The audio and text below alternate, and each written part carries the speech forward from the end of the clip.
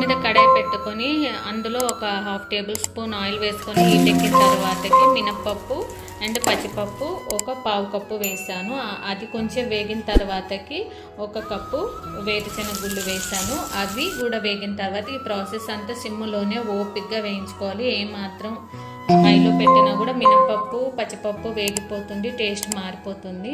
అది ఆ తర్వాత అవి పల్లీలు కూడా వేగిన తర్వాత ఒక మీడియం సైజ్ ఆనియన్, 4 పచ్చిమిర్చి, కొంచెం కరివేపాకు, కొంచెం చింతపండుకు ఒక సైడ్ తోలు వేస్తే ఎంత ఉంటుందో అంత చింతపండు మిక్సీలో వేసుకొని జీలకర్ర ఉప్పు అంతే మిక్సీ పట్టుకోవడమే. ఇందులో వాటర్ కలుపుకోవచ్చు మన కన్సిస్టెన్సీకి సరిపోను. ఆ తర్వాతకి జీలకర్ర, ఆవాలు, ఎండుమిర్చి, కరివేపాకుతో తాలింపు పెట్టుకోవడమే. టేస్టీ టిఫిన్కి కావాల్సిన చట్నీ రెడీ. ఇది దోశ ఇడ్లీకి బాగుంటుంది. మీకు నచ్చింది అయితే లైక్ చేయండి, షేర్ చేయండి, కామెంట్ చేయండి. ప్లీజ్ సపోర్ట్ చేయండి నా ఛానల్.